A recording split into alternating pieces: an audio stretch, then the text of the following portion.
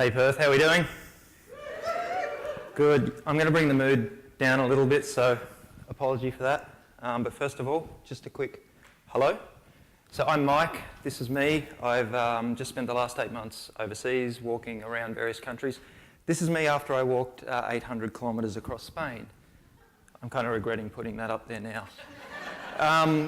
So yeah, I've spent the last 8 months overseas because for a long time I worked for the Australian government. I don't remember how long that was, but it felt like about 90 years. No, it wasn't that bad. They were pretty good.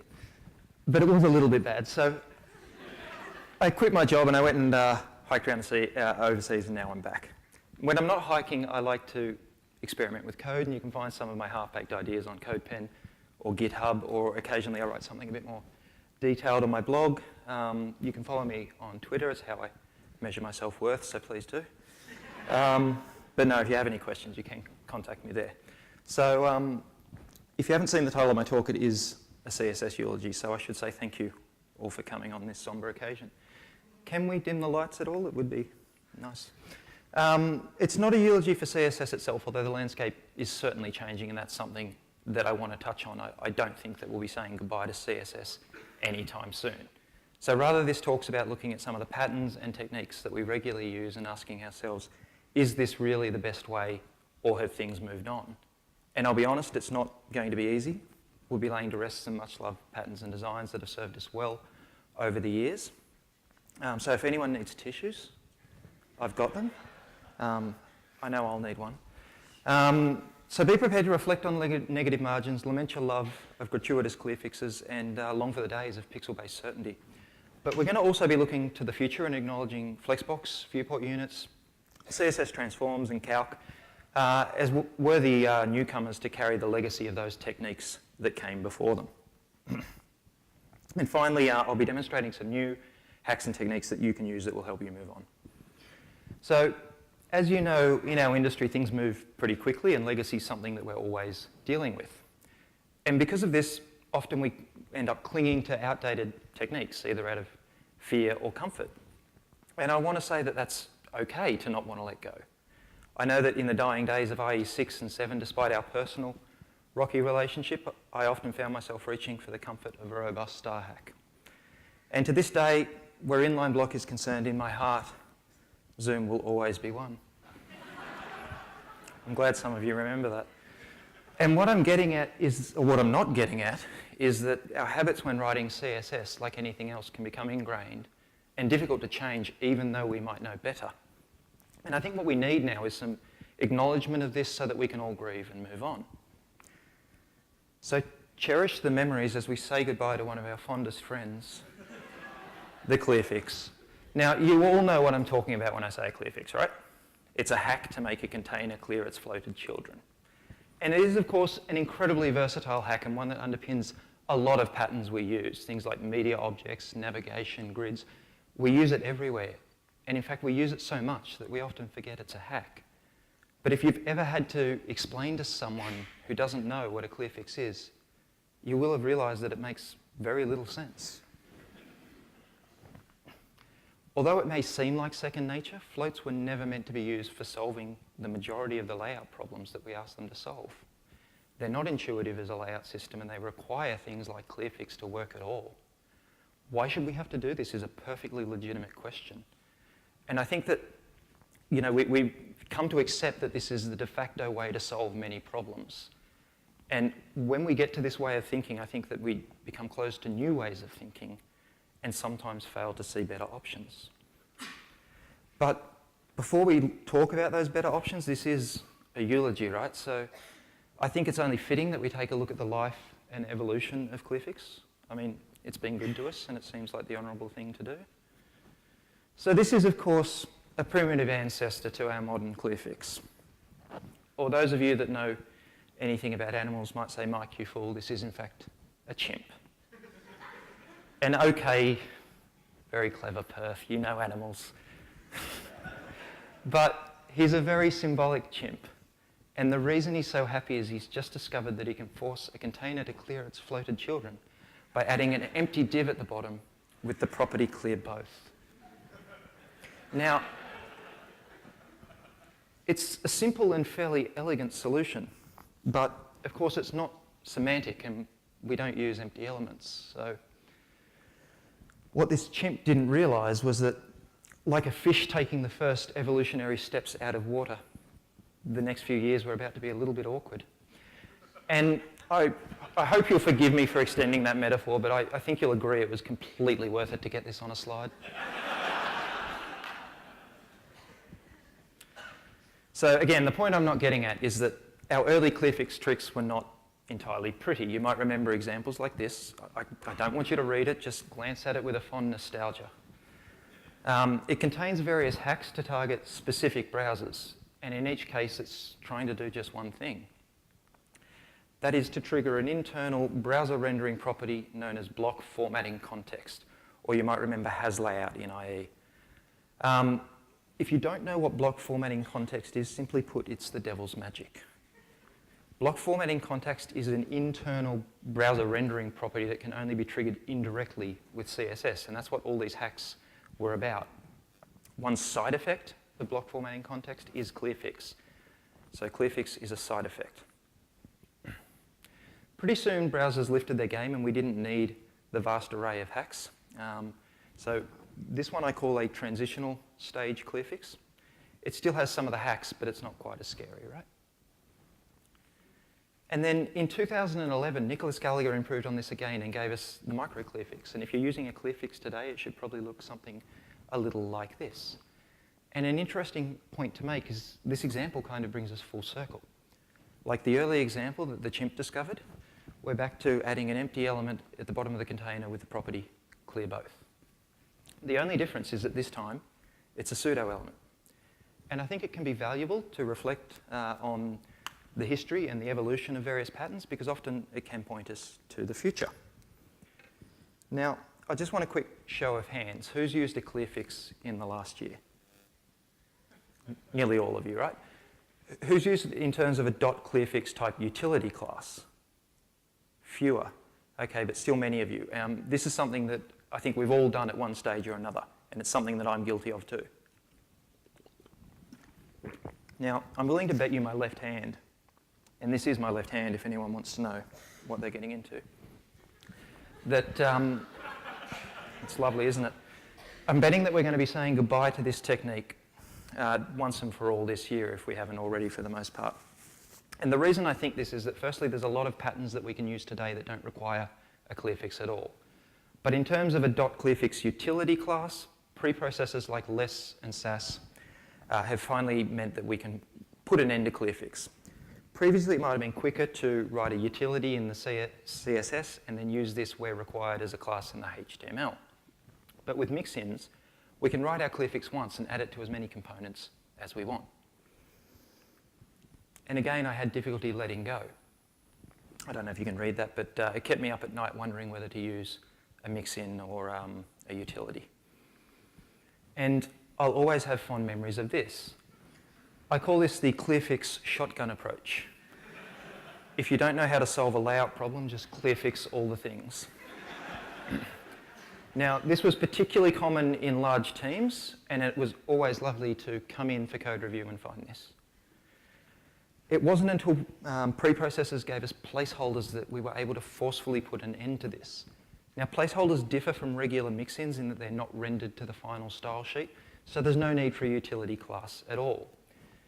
In general, I think that things like preprocessors, auto prefixes, post CSS, whatever the latest hotness is, are great tools to help you in times of grief, and you should lean on them when you need them. So, to test my theory on the decline of the clearfix utility class, I wrote a little script to check for its presence. I then visited the blogs and websites of many of the speakers and organisers of this conference, because that's a great way to make friends at a conference. And luckily, when conducting this very non-scientific test, I did confirm that the clearfix utility is indeed out of favour. Of about the 30 websites I visited, less than 5 had a clearfix utility, and those that did tended to be the larger blogs and websites that maybe had legacy code or frameworks. So I hope I've convinced you that we don't need a utility class, but do we need a clearfix at all? And the answer to that is probably Depends. In many cases, I think there are better options available, and I think that maybe now we can have a look at some of those options. So this is the media object. I hope you're all familiar with it. The media object was popularised by Nicole Sullivan. It's been the poster child of object-oriented CSS, and it's a pretty solid go-to pattern that we've used for a very long time. But it hasn't escaped ClearFix woes. Traditionally, it has an image with a heading and some text to one side. And apart from the media object requiring a ClearFix, the content area requires a block formatting context, or a left margin in this case equal to the width of the image. Otherwise, the text can float underneath. So this means that without hacks and magic numbers, you can run into some problems like this. And I still see this a lot when browsing the web. So how can we rethink this once fairly robust pattern to get rid of the reliance on ClearFix? Now, I found a solution by a guy named Harry Roberts. I don't know who he is, but his solution looks pretty good. Harry wrote about something he calls the flag object, and it's more than just a poorly disguised rebranding of the media object. Not a lot more, mind you. It's supported as far back as IE8, and in many cases I think it's a far better option than a traditional media object. So the image can be aligned to the bottom or the top or vertically centered, which is something the options we didn't have with traditional ClearFix. But as well as that, the container around the image can extend to the full height of the component. And this means that we can have different background colors, like in the bottom example there. It makes use of display table and table cell. And personally, I feel like options that involve display table are sometimes criminally overlooked. I'm not advocating that we design layouts with this, but used in moderation in components, especially where you have to support older browsers, I'm not sure what the reluctance is. But if you're ready for it, there's an even better implementation by Philip Walton. This one uses Flexbox, and like the flag object, we can align the image to the top or the bottom. But as well as that, we have source order control, which means that we can move it to the left or the right, and it doesn't matter what the HTML is. Now, Flexbox has a range of other alignment options that I'm not going to go into because that could be an entire presentation. But suffice to say that Flexbox gives us greater control over layout than many of the techniques that we currently use. And because this stuff's built in, it means that it's incredibly robust and we're not relying on hacks anymore. So if you haven't seen it, I strongly recommend that you go and see Phil Walton's site, Solved by Flexbox. It has that example as well as many others. But for now, let's just have a moment's silence as we say goodbye to ClearFix. We've loved you, and you were there for us when things were tough. You will always have a place in our hearts, but sadly we no longer need you like we once did. You may be destined to fade into obscurity, but you will not be forgotten. Farewell, ClearFix.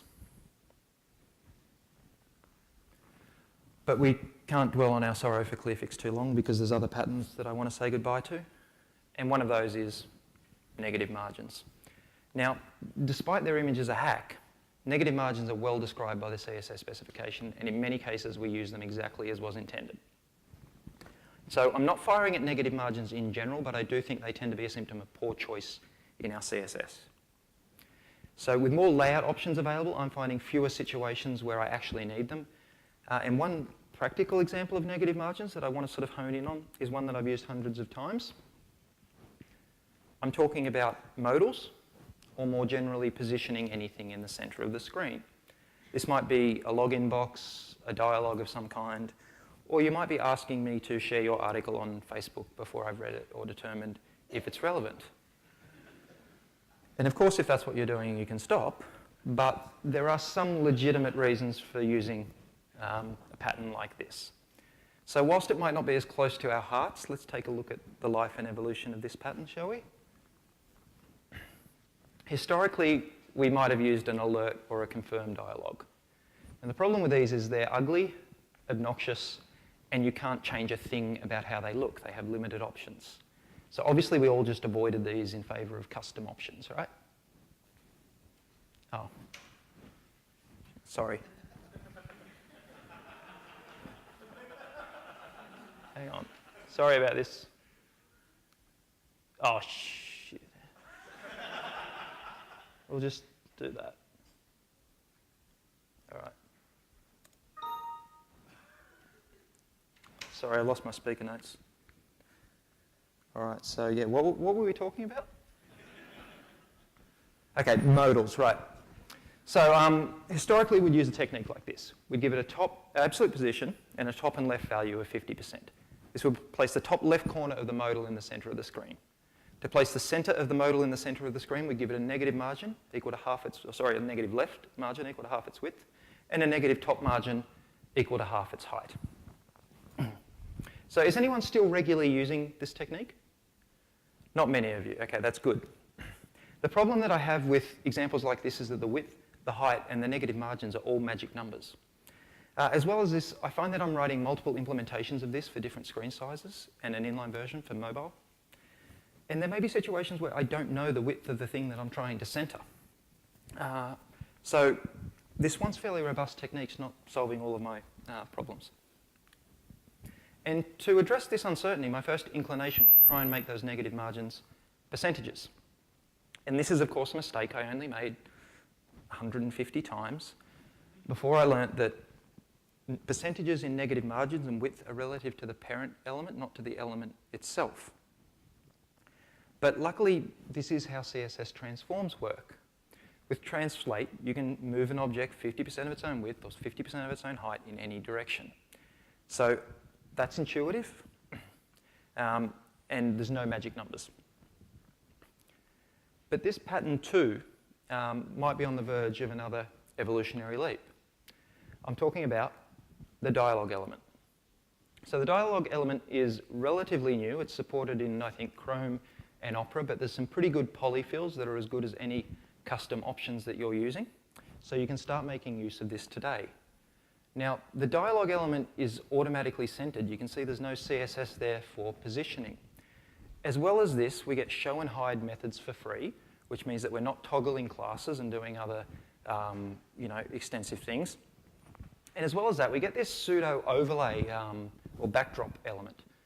That makes it really easy to create pink backdrop overlays for your modals. Now, previously, you might have been using additional elements or pseudo elements to do this stuff. Always pretty tricky, but with the dialogue, it's kind of built in. So again, in a circle of life kind of way, we're back to the origins, right? We've gained full control over the presentation, but like the alert and the confirm dialogue, we're back to having native JavaScript methods for interacting with it. And this is often how it goes. We have a solution to a problem that doesn't quite meet our needs, and we bend it and we break it. And then from that, sometimes new techniques are born, and sometimes even a new element evolves, like the dialogue. And I think this is an important part of the process that we often don't acknowledge. So it's goodbye negative margins. Our relationship was one of necessity, but you made so many things possible. I will always remember you with dignity and respect, and never less. You showed us what we needed, and while we didn't have it, you carried us. In doing so, you made yourself redundant. You've given us all that you can, so rest now in peace, negative margins. The final farewell I'd like to give today is to the shake-up that Viewport Units and Calc are about to give some of our responsive typography and layout best practices. Now, Viewport Units have been around since 2012, and IE was an early mover on this, so that means they're supported as far back as IE9. They're really easy to understand. One viewport unit is simply 1% of the viewport, and there's 4 different dimensions: the viewport width, the viewport height, which is VH, Vmin, which is the width or height, whichever is smaller, and Vmax, which is the width or height, whichever is larger. So, as you can see, they're fairly easy to understand. They're fairly well supported. The reason I think we don't see these used as much as we should isn't down to a lack of developers' understanding or browser support, but more down to the lack of control that maybe designers have over certain aspects, and possibly particularly font sizes. You might have thought that we said goodbye to pixel-based font sizes in the late 2000s, and for the most part we did. We favoured EMs and percentages and REMs because pixels didn't scale in response to users' font preferences, and of course this was bad for accessibility, if not just rude. But pixel-based typography wasn't dead. It was just lurking in the shadows and waiting for the days when browsers offered zoom to enlarge text.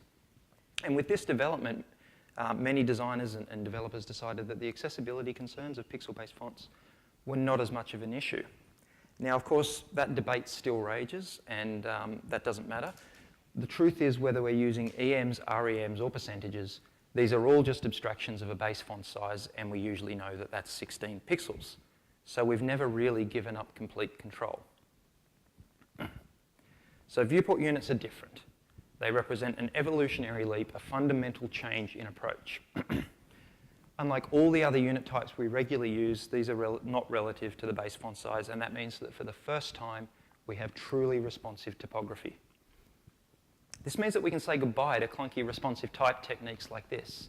And the problem that I have with examples like this is that they're clunky, they require multiple media queries, and they don't necessarily scale in relation to anything else on the page. This means that they can trigger overflows, scroll bars, and cause all kinds of mess. And frankly, I don't know why we've persisted with this method of responsive typography for as long as we have. Not when there's better options available. So speaking of better options, you can see with viewport units, the text scales uniformly. We can apply it across a whole design. It almost looks like an image. But viewport units aren't without their own limitations. As you can see, very large text sometimes, and when the viewport gets down to a very small size, it can become problematic. I don't know about you, but I can't read that. So again, we found ourselves at this point in the evolution of this pattern where we require new hacks to overcome new limitations. So what are those? So we can achieve a minimum font size with Calc, right? This example here says set the font size to 18 pixels plus 3 viewport widths. That means that a viewport width of 0, the font size will be exactly 18 pixels, and from there it will scale at a rate of 3 viewport widths. But this solution isn't ideal either, because more often than not, we might want to set a minimum font size at a screen resolution other than 0. So let's use Calc. Let's use media queries. If you do the calculation here, you can work out the exact size at which 18 pixels, which is our default, is the same as 3 viewport widths, so that there's no jump there between a fixed and a fluid value. And the formula for that is just this. It's the font size divided by the number of viewport units divided by 100. So in the example there, 18 divided by 3 divided by 100 equals 600. And as you can see, that's where we placed our media query. Now, those of you that have been paying attention will have realized that, hey, we can probably use this technique for maximum font sizes as well. And of course we can. If you set a default to 3 viewport widths, and then you do the calculations just in the same way, so 24 divided by 3 divided by 100 gives us 800 pixels. We put a media query there and then set it to a fixed value. We have a maximum font size. Now, when I'm doing this, I often use a quick reference like this to visualize how the different viewport units scale across the different screen resolutions. And those of you that have been paying particular attention will have realized perhaps 2 things. One is that we're confined to a single column of this table without a breakpoint. If I wanted, say, a font size of 12 pixels at a 400 pixel viewport, and then a 32 pixel font size at a viewport resolution of 800, I couldn't do this, not without a breakpoint, not without a media query. So essentially we're confined to that single column there. We can't control the rate at which viewport units scale. But we can do this too, right? So this here is a Calc equation, and I know it looks a little bit scary, but it's pretty simple. This is a function that takes a value within a range and applies it to a new range. So let's say we had the value 0 and 100, the value 50 and a range of 0 and 100, and we wanted to apply that value to a new range between 0 and 200, the new value would be 100, because both of those values are right in the middle of their respective range. So the viewport units is the variable in this equation, and this is, of course, fully expanded. It can be simplified. So that's not quite as scary, right? And I want to add that I've used pixels in these examples as well as the previous examples, but you can use EMs, REMs, or any other unit type. The only caveat is that you have to use the same unit types for the different calculations. Now, of course, I'm not suggesting that we remember this. There's various mix-ins and tools that you can use to apply this. So if anyone wants to find them, just ask or Google. You should be able to find them. And here's an example of that. So as you can see, the font scales down to a particular size, then it stops scaling. As you go up, it reaches a maximum size, and it stops. The viewport's getting larger, but the font isn't. So in this example here, I've applied the technique to the root element. That's the HTML element. And then I'm just using REMs throughout the design. So I really only have that equation there once. And I want to quickly take a look at some more use cases for this. So if we've applied it to the root element, we might want to turn it off in certain cases. So if I have REMs for all the different elements and equation on the HTML element, I can set a fixed container to have a fixed font size and then use EMs inside that container. And you can do something like this. So in that little example there, I want the text to scale, but I want this little pull quote thingy to sort of not be too small on a mobile, but when there's space available, I want it to be not as emphasized as the main body copy. Now that's not perhaps the best example. You could probably do something better with this than I can. I hope you just get the idea of what I'm trying to do there. And of course, we can do the reverse. So if I wanted to set a fluid container and then set just the font sizes inside that container to be fluid, I can do that as well. So in this example, the main body's fixed, but I've got one paragraph that I want to emphasize on desktop when the space is available. On mobile, I'm going to have it look largely the same. So one really cool implementation of this is fluid modular scales. How many people have used modular scales? A few? So a modular scale, if you don't know what it is, it's best described visually. Each of those headings in that example is 1.3 times the size of the previous heading. And this means that as they get larger, the variation in font size also gets larger. And typically I find I want a more uniform scale on a mobile device and a more varied scale on desktop devices for better reading. And this looks like that.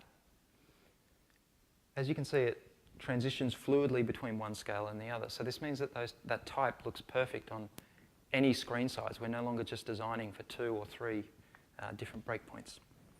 I found this solved a lot of problems for me with typography. I've found headings as one of the most difficult things. And as soon as I've applied that, I've done far less adjustments to my typography in the CSS.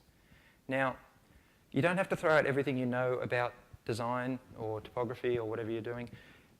If you use concepts like vertical rhythm, baseline grids, and things like that, these can all work fluidly. It just takes a change in thinking and approach. So you don't need to throw convention out the window. But it's not just typography, right?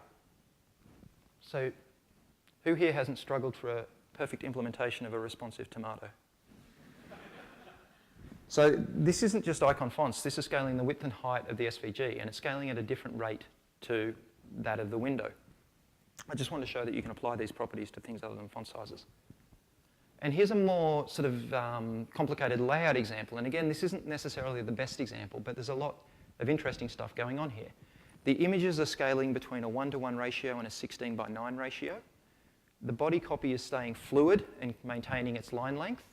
As well as that, the padding on inside the boxes and the space around the boxes changes as the viewport, as the available viewport width changes. So this means that we have like a Instagram-y type layout on a small screen and a more spacious scrapbooky layout on desktop. And every point between sits somewhere between those two. So again, you might be able to do something more interesting with that. But the reason for showing you that is this. Hacks are okay. They're an important part of the evolution of best practice, I think. And I think, as I said before, that this is something that's often overlooked. And one thing that Joel spoke about is that tangents are okay. So evolution sometimes has tangents. This is an II.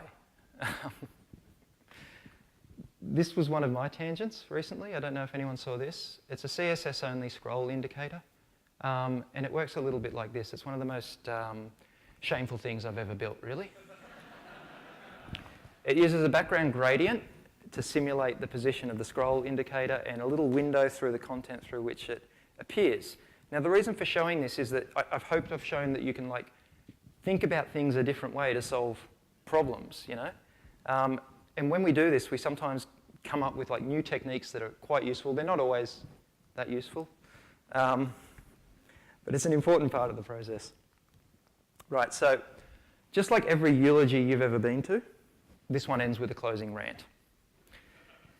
Now that we've had a detailed look at the life and evolution of a few common patterns, as well as some techniques that may carry the legacy forward, you may have noticed a familiar theme here.